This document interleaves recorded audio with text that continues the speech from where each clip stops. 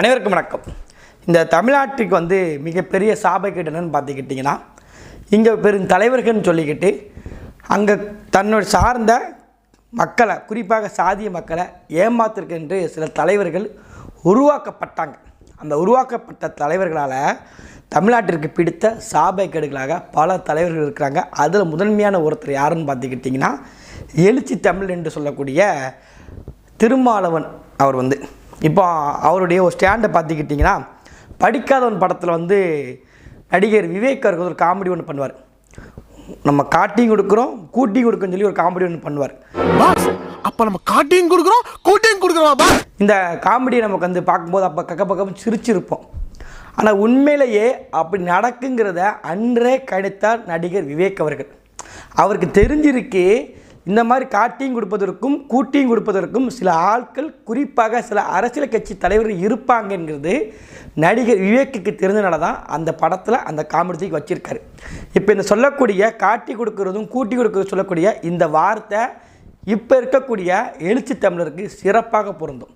என்னடா இவ்வளோ பெரிய கடினமான வார்த்தைகளை நீங்கள் பதிவு பண்ணுறேன்னு சொல்லி உங்களுக்கு ஒரு கேள்வி கண்டிப்பாக இழும். நான் அவர் பேசின ஒரு காணொலி ஒன்று போடுறேன். இதை பார்த்ததுக்கு பிறகு நான் சொன்னது சரியா தப்பாங்கிறத நீங்களே பார்த்துக்கோங்க. தமிழ்நாட்டுக்கு தேவையை கருத்தில் கொண்டு தமிழ்நாட்டில் உள்ள விடுதலை சிறுத்தைகள் தண்ணீர் தர வேண்டும் என்று நாம் கோரிக்கை வைப்பதை போல கர்நாடக நலன்களை கருத்தில் கொண்டுதான் கர்நாடக விசிக முடிவு செய்ய முடியும். அந்த மாநிலத்தினுடைய நலன்களை கருத்தில் கொண்டு அவர்கள் முடிவெடுப்பாங்க. அதுதாங்க விடுதலை சிறுத்தைகளும் அந்த மாதிரி அந்த மக்களுடைய நலன்களை கருத்தில் கொண்டு முடிவெடுப்பாங்க. அது முரண்பாடா இருந்தால் கூட அது பிரச்சனை அல்ல. கர்நாடகா இருக்கக்கூடிய தேர்தல் நடக்க போகுது. நாடாளுமன்ற தேர்தல் அங்கே நடக்க போகுது. 2 கட்டம் நடக்குது. 28 தொகுதி 2 கட்டம் நடக்குது. 2 கட்டம் நடக்குன்னு வச்சுக்கோங்களேன். இதில் விசிகாக்கு ஒரு சீட்டு கூட கொடுக்கல. தமிழ்நாட்டிலேயாச்சு 2 சீட்டு கொடுத்து 40 தொகுதி வேலை பார்க்க விட்டாங்க. அடிமை மாதிரி வேலை பார்த்தாங்க. பிளாஸ்டிக் சேரை போட்டுக்கிட்டு. இப்போ ஒரு படிக்கு மேலே போய் 28 தொகுதியில் எங்கேயுமே இடமே கிடையாது. ஆனால் அடிமை மாதிரி கர்நாடகா வேலை பாருங்கன்னு சொல்லி தலைவருக்கு போய் அதை தெரிவிச்சு வந்துட்டார். அப்போ அந்த செய்தியாரை கேள்வி கேட்குறாங்க, நீங்கள் இப்போ இந்த காவிரி பிரச்சனை நடந்துக்கிட்டு இருக்கு, மேகதாது அணை கட்டப்படுறன்னு சொல்கிறாங்க, நீங்கள் என்ன நிலைப்பாடு எடுப்பீங்க கேட்கும்போது, இந்த மாதிரி ஒரு பச்சோந்தித்தனமான ஒரு வார்த்தை, ஒரு பச்சோந்தித்தனமான ஒரு நிலைப்பாடை எந்த தலைவனும் எடுக்க மாட்டான். எவ்வளோ மோசமானது பாருங்கள். அந்த மாநில அரசினுடைய முடிவு எடுத்து நம்ம செயல்படுவோமா? அந்த மக்களுடைய நலனுக்காண்டி நாங்கள் பாடுபடுவோமா? இப்போ காவிரி நீர் தண்ணி தர முடியுமா முடியாதா? இந்த கேள்விக்கு திருமாவளவனுடைய, அதுவும் எழுச்சி தமிழருக்கு இந்த பேரை பார்த்தவங்க, நம்ம சொல்லலை, அவங்க கட்சிக்காரங்க சொல்கிறாங்க. இந்த எழுச்சி தமிழுடைய துரோகத்தை பார்த்துக்கோங்க. தமிழ்நாட்டு மக்கள்கிட்ட வாக்கை வாங்கி தமிழ்நாட்டு மக்களினுடைய வாக்கை பெற்று இந்திய நாடாளுமன்றத்தில் ஒழிக்கக்கூடியவர், சிதம்பரம் நாடாளுமன்றத்தில் வெற்றி பெற்றவர். 4 சட்டமன்ற தொகுதிகளை யார் கொடுத்துற? கர்நாடக மக்கள் கொடுக்கல, தமிழ்நாடு மக்கள் போட்டது. நீங்கள் தமிழ்நாட்டு மக்களுக்காண்டி நீங்கள் பேசுவீங்க, தமிழ்நாட்டு மக்களின் குரலாக நீங்கள் ஒழிப்பீங்கன்னு சொல்லி தான் தமிழ்நாட்டு மக்கள் உங்களுக்கு ஆதரவு தெரிவித்தா, கர்நாடக மக்களுக்காண்டி நாங்கள் ஒரு நிலைப்பாடு எடுப்போம். தமிழ்நாட்டு இருந்தோம்னா தமிழ்நாட்டு மக்கள் நிலைப்பாடு எடுப்போம்னா தண்ணி கொடுக்க முடியுமா முடியாதா? தண்ணி கேட்க வக்கு இருக்கா இல்லையா திருமாவளவர்களுக்கு? தண்ணி கொடுங்கன்னு சொல்கிறதுக்கு வக்கு இல்லாத ஒருத்தர் தான் திருமாவளவர்கள். நான் இவ்வளோ கடினமான வார்த்தை பயன்படுத்தி நினைக்காதீங்க. திரும்ப சொல்கிறேன், மனசு அவ்வளோ ஆதங்கமாக இருக்குது. இதே வார்த்தை நீங்கள் கற்பனை பண்ணி பாருங்கள். அந்த கட்சியில் ஒருத்தர் இருக்கார். யார் இவர்? ஆதரவு தெரிவித்தார்லா காங்கிரஸ் கட்சியில் சீதாராமையா. முதலமைச்சரை விட்டுருங்க, துணை முதலமைச்சர் இருக்கார் டிகே சிவகுமார். இந்த சிவகுமார் தமிழ்நாட்டில் இருந்துக்கிட்டு இந்த மாதிரி ஒரு வார்த்தையை பதிவு பண்ணிட்டு வராங்க. எங்கள் தமிழ்நாட்டில் நாங்கள் தமிழ்நாட்டு மக்களுக்காண்டி நாங்கள் பேசுவோங்க, தமிழ்நாட்டு மக்களுக்கு தெரிஞ்சுனா நாங்கள் இங்கே பேசுவாங்க, அவங்க மக்கள் கருத்துக்காக நாங்கள் பேசுவாங்க, கர்நாடகா போனால் கர்நாடக மக்களுக்காக நாங்கள் பேசுவோங்கன்னு சொல்லி கர்நாடகா இருக்கக்கூடிய ஒரு பாஜக கட்சிக்காரங்க இல்லை காங்கிரஸ் கட்சிக்காரங்க யாராவது ஒருத்தங்க தமிழ்நாட்டு மக்களுக்காண்டி பேசுகிறவங்க, நாங்கள் தமிழ்நாட்டு மக்களுக்காண்டி அவங்க பிரதிநிதி நாங்கள் பேசுவோங்க சொல்லி யாராவது ஒருத்தன் கர்நாடகாலேருந்து ஒரு கர்நாடகா ஒருத்தர் பேசுவானாங்க? நீ மாநகட்டத்தனமாக கர்நாடகாவில் போய் கூட்டணிக்கு போய் நிற்கிறீங்களே. இப்போ இங்கே தேர்தல் நடந்துச்சு, கர்நாடகாவுக்கு ஒரு சித்தராமையாவோ இல்லை டிகே சிவகுமாரோ தமிழ்நாட்டுக்கு வந்தாங்களாங்க? மனுஷனாக கூட மதிக்க மாட்டேங்கான நம்மளை வந்தவன். ஒரு வாக்காளரை கூட மதிக்கலைங்க, மனுஷனை விட்டுருங்க. வாக்காளரை கூட மதித்து நிற்கலையே. அவனுக்கு தெரியுமே நீ தமிழனுக்கு சூடு சொர்ணம் எதுவுமே கிடையாது. அவனுக்கு இதை பேசாம இணைவெறி நம்ம தமிழனுக்கு அவன் தெரிஞ்சிருச்சு. 1.5 லட்சம் பேர் செத்து கூஞ்சிருச்சு. 1.5 லட்சம் பேர், 1 2 கிடையாது, 1.5 லட்சம் பேர். ஆனால் மானங்கெட்ட திருமாவளவன் திரும்பி அதே காங்கிரஸ் கட்சியோட கூட்டணி வச்சிருக்காருன்னு சொல்லி அவன் சிவகுமாருக்கு தெரியுங்களா? இந்த துணை முதல்வருக்கு தெளிவாக தெரியுங்களா? திருமாவளவன் வந்து ஒரு மானங்கெட்டவர். நான் சொல்லலை, மக்களுடைய கருத்து அப்படி தானே இருக்குது. 1.5 லட்சம் பேரை பலி கொடுத்துட்டீங்க, எந்த காரணத்தை கொண்டு காங்கிரஸ் கட்சி கூட கூட்டணி கிடையாதுன்னு சொல்லி திருமாவளவன் பேசினார். ஆனால் மானங்கட்டத்தனமாக காங்கிரஸ் கிட்ட கூட்டணி நிற்கிறாரு. காங்கிரஸ் கட்சியை விட்டோம்னா தமிழ்நாட்டை காப்பாற்றுறதுக்கு, இந்தியா காப்பாற்றுறதுக்கு ஆளே கிடையாது சொல்லி பேசிக்கிட்டு இருக்காரு. அப்போ இவருக்கு என்ன இது இருக்க போகுது நினைப்பாங்க. நம்ம மதிப்பான முதல்ல யோசிச்சு பாருங்கள். மதிச்சிங்க, நம்ம ஊருக்குள்ளே வரலையே வந்து இந்த ஆந்திரா காட்டுக்குள்ளே நம்ம மரத்தை வெட்ட போனவங்கள சுட்டு கொண்டு போட்டான். எந்த தமிழை கோவம் வந்து பொங்கி வந்து நின்று கேள்வி கேட்டேன், என்னடா எங்கள் தமிழ்நாடு சுட்டு கொண்டுட்ட நீ வந்து அப்படின்ட்டு. யாராவது ஒருத்தங்க இறந்த தேதி தெரியுமாங்க? ஆனால் இன்றைக்கும் ஏதாவது ஒரு சாதியில் ஏதாவது இடத்துல ஏதாவது ஒரு பிரச்சனை இறந்துருந்தோம்னா தியாகிகளுக்கு வீர வணக்கம், செம்மாந்த வீர வணக்கம். அவர்களை வந்து இந்த ஆட்சியில் காமராஜ் ஆட்சியில் கொண்டுட்டாங்க, சுட்டு கொண்டுட்டாங்க, எங்கள் சாதி சார்ந்தவங்கள இல்லை எங்கள் மதத்தை சார்ந்தவங்கள அப்படின்னு சொல்லி கொண்டாடுவதற்கு இங்கே ஆட்கள் இருக்குது. ஆனால் தமிழை செத்துட்டாம்னா அது என்ன தமிழை அவன் சாதியாக செத்தாம்னா கொண்டாடுவதற்கு இங்கே ஊர் முழுக்க தெரிவதற்கு ஆள் இந்த இதெல்லாம் கருப்பு தினங்க நம்ம ஆட்களுக்கு அப்படி சொல்லுவதற்கு ஆட்கள் இருக்குது. அதை கடைபிடிக்கின்ற ஆட்கள் வீசிய கட்சியுமா சாதி கட்சிகள், பாமக போன்ற சாதி வெறி அமைப்புகள் இன்னும் இருந்துக்கிட்டு இருக்கு. ஆனால் செத்தது முழுக்க தமிழங்க ஆந்திராவில் இந்த இருக்குது. நம்ம ஈழத்தில் 1.5 லட்சம் பேர் பலி கொடுத்தோம், அதுக்கும் மேலே பலி கொடுத்துருக்கோம் நம்ம. ஆனால் இப்போ வரைக்கும் நமக்கு நீதி கிடைக்கல. ஆனால் அதற்கு காரணமாக அந்த கட்சிகளை தோளில் சுமந்துக்கிட்டு அழுக்கு முட்டை மாணிக்க சுமந்துக்கிட்டு அந்த கட்சிக்குள்ளே கூட்டணி வச்ச கூட பரவாயில்ல, அந்த கட்சிக்காரன் அந்த மேகதாதுல அணையை கெட்டுவேன்னு சொல்கிறான்.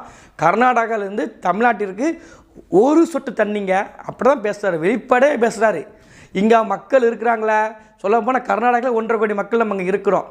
காங்கிரஸ் கட்சி இங்கே ஆட்சி பண்ணிக்கிட்டு இருக்க, இந்தியா முழுக்க வரணும் விருப்பப்படுறோமே. தமிழ்நாட்டில் மக்கள் 8 கோடி மக்கள் இருக்கிறாங்க, நம்மளோட மக்கள் அதிகமாக இருக்குதா, 40 பார்லிமெண்ட் இருக்குதா. அதை பற்றியும் கொஞ்சம் கூட அங்கே இருக்கக்கூடிய மானமுள்ள முதலமைச்சர் கர்நாடகா சார்ந்த சீதாராமையா நினச்சி கூட பார்க்கல. அவர் மாநிலத்திற்கு உண்மையாக இருக்கார், நேர்மையாக இருக்கார். உண்மையிலே அவருடைய அந்த இனப்பற்று, அந்த மொழிப்பற்று, தன் நாட்டு மக்களை சார்ந்து சிந்திக்கா தெரியுமா, மாநில சிந்திக்கா தெரியுமா, அதை பாராட்டணும். அது இன வெறியாக இருக்கட்டும். ஆனால் அவர் மக்களுக்கு உண்மையாக இருக்கிறாரு. ஆனால் இங்கே நம்ம முதலமைச்சர் பேசின பேச்சை கேட்குறீங்களா? கேளுங்க. உள்ளபடியே காவேரி பிரச்சனை மீது அக்கறை இருக்கும் என்று சொன்னால் அதை கண்டித்து மறுப்பதற்கு வக்கற்ற வகையற்ற நிலையில மானங்கெட்டு போய் ஒரு முதலமைச்சர் இன்றைக்கு பதவியில் இருப்பது நியாயம்தானா? நான் கேட்குறேன் நல்லா. இப்போ கேளுங்களேன், நீங்கள் இப்போ கேட்க வேண்டியதானே? எல்லாம் எவ்வளோ ஆக்கிரசமாக பேசிகிட்டு இருக்கார் முதல்வர். இது எப்போ எடப்பாடி பழனிசாமி இருக்கும்போது. ஆனால் இப்போ கேளுங்க, நமக்கு இப்போ வந்து பாசிசத்தை வந்து ஒழிக்கணும். நம்ம வந்து பாசிசத்தை ஒழிக்கிட்டோம். என் குடிக்க தண்ணி தானே ஒழிக்க முடியும். செத்து போயிட்டோம்னா, விக்கியே செத்து போயிட்டோம்னா தண்ணி வேணுமா நமக்கு வந்து, நமக்கு தலைமுறை தண்ணி வேணுமா நமக்கு வந்து. இதை கேட்பதற்கு இந்த அதிகாரிகளுக்கு, ஆட்சியாளர்களுக்கு கேட்டு வாங்கி கொடுப்பதற்கு உண்மையிலேயே திராணி இல்லைங்க. மக்கள் தயவு செய்து சிந்திக்கணும். இதை விட நம்மளை அசிங்கப்படுத்த வேறு ஒன்றுமே கிடையாது. இதை கர்நாடகா சார்ந்த ஒருத்தங்க இன்றைக்கி இப்படி பேசிட்டு அவர் ஊருக்கு போக முடியாதுங்க. உண்மையிலே போக முடியாது, அப்படி பேசவே முடியாது. அவன் பேச மாட்டான். அப்புறம் தான் அங்கே போகிறதுக்கு இங்கே டிகே சிவகுமாரில் சீதாராமையாவோ இல்லை பாஜக கட்சி சார்ந்தவரோ பொம்மையோ யாருமே இப்படி வந்து சும்மா கூட தமிழ்நாட்டில் உட்காந்துக்கிட்டு நாங்கள் தமிழ்நாட்டு மக்களுக்காக நாங்கள் பேசுவோங்கன்னு சொல்லி பேசிக்கிட்டு கர்நாடகா பேர முடியாது. அங்கே அவ்வளோ பெரிய போராட்டம் நடக்கும். ஆனால் பாருங்கள், தமிழ்நாட்டு மக்கள் எவ்வளோ பெரிய இழிச்சாவாக இருக்கான், எவ்வளோ கேனப்பையில் இருக்கான், எவ்வளோ ஈனா வானாவாக இருக்கான் மிகச்சிறந்த உதாரணம் அந்த திருமாவளவன் அவர்கள் அங்கே போய் நாங்கள் கர்நாடகா மக்கள் நிலைப்பாட்டாக எடுப்போன்னு சொல்கிறாருன்னா இதுக்கு பேர் வந்து தோசை ஆம்பல்ட்டு கிடையாது. இது வந்து ஒரு விதமான கொத்து புரட்டது வந்து. இதை மாதிரி இப்படி ஒரு தலைவர் பேசிக்கிட்டு தமிழ்நாட்டுக்குள்ள வந்து அரசியல் பண்ணா இருப்பாங்க. நம்மளும் அதுக்கு மானகட்ட தமிழர்கள் ஓட்டு போட ரெடியாக இருந்துக்கிட்டு இருக்கோம். இதை தாண்டி காங்கிரஸ் ஓட்டு போட கூட்டணிக்கு பாருங்கள், அவன் நிலைமை யோசிச்சு பாருங்கள். அவர்கள் நம்மளை பற்றி பொருட்டாக கூட மதிக்க நம்மளோட மக்கள் தொகை கம்மிங்க. என்னங்க யோசிச்சு பாருங்கள், கர்நாடகாவில் என்ன நம்மளோட மக்கள் தொகை அதிகமாக, நமக்கு 28 நாடாளுமன்ற தொகுதி தான் இருக்குது மொத்தத்துக்குமே. நம்மளோட 40 நாடாளுமன்ற தொகுதி நமக்கு இருக்குது, புதுச்சேரி உட்பட நமக்கு வந்து. அப்போ யோசித்து பார்த்துக்கோங்க, நம்மளோட பெரும்பான்மை இருக்க மக்களை பார்த்தா காங்கிரஸ் கட்சிக்காரன் பயப்படணும். பெரும்பான்மை இருக்க கட்சியை மக்களை பார்த்து தான் யார் பயப்படணும்? பாஜக பயப்படணும். பெரும்பான்மை இருக்க கட்சியை மக்கள் தொகையை பார்த்தா திமுக பயப்படணும், விசிக பயப்படணும். ஆனால் 28 நாடாளுமன்ற தொகுதி இருக்கக்கூடிய கர்நாடகாட்டு பயப்படுறான்னா அவன் அங்கே தெளிவாக இருக்கனால தான் அவங்க பயப்படுறாங்க. இங்கே நீ கர்நாடகா தண்ணி காவேரி தண்ணி வரனாலும் கவலைப்பட தமிழர்கள் கிடையாது. அது ஏதோ ஒரு ஊரில் பிரச்சனை, நம்ம ஊர் பிரச்சனை. நம்ம ஊர் திருநெல்வேலி தாமிரபரணி தண்ணி வந்துட்டு இருக்கு, நம்ம வீட்டில் தண்ணி வந்து நமக்கு என்ன பிரச்சனை நம்ம நினச்சிட்டு போயிருந்தோம். அங்கே கும்பகோணத்தில் வந்து தண்ணி வந்தால் என்ன, தஞ்சாவூருக்கு தண்ணி வந்தால் என்ன, சென்னைக்கு தண்ணி வந்தால் என்ன, அங்கே வெளில வந்தால் என்ன, அது அந்த ஊர் பிரச்சனை, நம்ம ஊர் நல்லா இருந்துக்கிட்டு இருக்கோம் அப்படின்ற பிற்போக்குத்தனமான சிந்தனையால் தான் நம்மளுடைய இனம் ஒன்றிணையாமல் இருக்கிறதுனால தான் இங்கே திருமாவளவன் போன்றவர்கள்லாம் சாதி அரசியல் பண்ணி மக்களை பிளவுபடுத்தி மக்களை ஏமாற்றி தமிழின தலைவர் எழுச்சி தமிழ்னு சொல்லி போலி பட்டத்தை அவங்களே கொடுத்துக்கிட்டு நம்ம முதுகில் ஈஸியாக சவாரி பண்ணிக்கிட்டு நம்மளையே விற்று, அதாவது வந்து கூட இருந்து கழுத்து அறுப்பதற்கு சமம் அறுத்து போட்டு அறுத்ததும் இல்லாமல் நாங்கள் அறுத்ததுக்கும் போராட்டம் பண்ணுவோங்கன்னு சொல்கிறார். நான் உன்னை வந்து அறுத்து கொன்றுவேன், நான் தான் உன்னை கொல்லுவேன், ஆனால் கொல்லது பிறகும் உனக்கு நீதி கிடைக்கணுங்க, அதுக்கு நான் தாங்க போராடுவேன், என்னை விட்டு யாருங்க இருப்பான்னு சொல்கிறதுக்கு சமமான திருமாவளவன் செஞ்ச செயல் இது. வந்து ஈழத்தில் மக்களை கொன்று குவிக்கும் போதே காங்கிரஸ் கட்சி கூட கூட்டணி வைக்க மாட்ட சொன்ன திருமாவளவர்கள் மானகட்டத்தனமாக திரும்பி காங்கிரஸ் கட்சியை விட்டால் இப்போ வரைக்கும் சொல்கிறாரு நீங்கள் கர்நாடகாவில் போய் ஒன்றும் முடியாதுங்க. வெளிப்பட சொல்கிறேன், நீங்கள் அங்கே போய் தான் ஒன்றும் முடியாது, உங்களை ஒரு பொருட்டாவே கிடையாது நீங்கள் வந்து.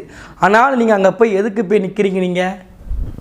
இல்லை நீங்கள் சொல்கிறதில்ல 4 ஓட்டு சதிஞ்சிடக்கூடாது, அந்த ஒற்றுமைக்கு நாங்கள் போகணுங்கிறீங்க. உங்களை நம்பி இங்கே இத்தனை பேர் ஓட்டு போட்டால் நீங்கள் கர்நாடகாவில் இப்போ இப்போ காங்கிரஸ் ஆட்சி அமைஞ்சிருச்சு, தண்ணி வாங்கி கொடுப்பதற்கு வாய் திறந்து இந்திய பார்லிமெண்ட் நீங்கள் என்ன பேசுவீங்க? உங்களுக்கு அங்கே எம்பி கிடையாது, கர்நாடகாவில் உங்களுக்கு எம்பி கிடையாது, தமிழ்நாட்டு எம்பி மக்கள் உங்களுக்கு போட்டாங்க, சிதம்பரம் தொகுதியில் நாடாளுமன்ற உறுப்பினர் நீங்கள் வெற்றி பெற்றீங்க. நீங்கள் வந்து காரணம் நீங்கள் வந்து அங்கே மேகதாது அணை கெட்டதுக்கு வேலை பார்த்துட்டு இருக்காங்க, காங்கிரஸ் கட்சி ஆட்சி அமைஞ்சிருச்சு. நீங்கள் அப்போ என்ன செய்வீங்க? நீங்கள் யாருக்காண்டி பேசுவீங்க? உங்கள் பிரதிநிதிகளாக கர்நாடகாவில் யாரும் வரமாட்டாங்க. ஒருவேளை ஒரு எம்பியை உங்களுக்கு கிடச்சி கொடுத்து நீங்கள் கர்நாடகா தண்ணி வேணும்னு சொல்லிங்க, உங்கள் கட்சிக்காரன் அங்கேருந்து கர்நாடகா தண்ணி கொடுக்க மாட்டேன்னு சொல்லுவானா? எந்த மாதிரி மானகண்ட நிலைப்பாடு? இந்த இவர்களை வந்து அப்புறப்படுத்தணும். இந்த விசிகா பாமக வந்து நம்ம அண்ணன் சீமான் அவர்கள் விமர்சனம் பண்ணக்கூடாதுன்னு சொன்னாங்க, சரிதான். அதற்காண்டி இப்படி இந்த மாதிரி வேலை செய்யும்போது அதை பார்த்துட்டு நிற்க முடியும் நம்மளால். வந்து இந்த பற்று கொடுத்த சீமான் அண்ணன் தான் நமக்கு வந்து இனப்பற்ற கொடுத்த சீமான் அண்ணன் தான். அந்த அண்ணனில் நமக்கு இந்த மாதிரி போலி மக்களை கண்டுபிடிச்சிருக்கோம், நம்ம இவங்களுக்கு முட்டு கொடுத்துருந்துருப்போம் நம்மளாம் வந்து. அப்போ இதெல்லாம் வந்து கண்டிப்பாக இந்த மாதிரி போலி அரசியல்வாதிகளை, போலி தமிழ் தேசியவாதிகளை, சாதி வெறியர்களை அப்புறப்படுத்த வேண்டிய கட்டாயத்தில் தமிழக ஒற்றுமையாக இருக்கணும். சாதியை பிறந்தளிட்டு இவரை விட்டால் நம்ம சாதிக்கு ஆலய நினச்சிட்டு இருக்கோம். சாதிக்கு கிடையாது, சாதிக்க பிறந்தவனுக்கு முக்கியத்துவம் கொடுக்கணும். நம்ம வந்து அதற்குதான் நமக்கு மிக முதன்மையான காரணமாக இருக்கணும். அதை விட்டுட்டு திருமாவளவன் நம்ம கை கொடுக்கணும், அவர் தோலை உயர்த்து நினச்சிங்கன்னா நம்மளை மாதிரி பைத்தியக்காரத்தனி எதுவுமே கிடையாது. அவர் ஒத்த எம்பிக்கு ஒட்டுமொத்த சாதி மக்களையும் அடிமைப்படுத்திக்கிட்டு அவர் ஈஸியாக நாடாளுமன்றத்தில் தரையில் வந்து தண்ணியே படாமல் சேர் தாவி காரை போட்டு ஃப்ளைட்டை போட்டு டெல்லிக்கு போயிடுவார். நீ கீழே நின்று சேர் நகட்டிக்கிட்டே போக வேண்டியதான். இதான் நடக்க போகுது. இதை வந்து இந்த நிலையை புரிஞ்சுக்கிட்டு மக்கள் விழிப்புணர்வு இருந்துக்கோங்க. இந்த திருமாவளவன் போன்ற போலி அரசியல்வாதிகளை அப்புறப்படுத்த வேண்டியது தமிழ்நாட்டுக்குடைய ஒவ்வொரு தமிழர்களுடைய தலையாய கடமை. இதை இனிமேலேருந்து தொடர்ச்சியாக பண்ணணும். இந்த மாதிரி துரோகம் செய்வர்கள் கர்நாடகா இருக்கக்கூடியவன் சீதாராமையாவோ இல்லை டிகே சிவகுமாரோ இல்லை பொம்மையோ இப்போ தமிழ்நாட்டில் உட்காந்துக்கிட்டு பேசிக்கிட்டு அவங்க சொந்த ஊர் கர்நாடகா போக முடியாது.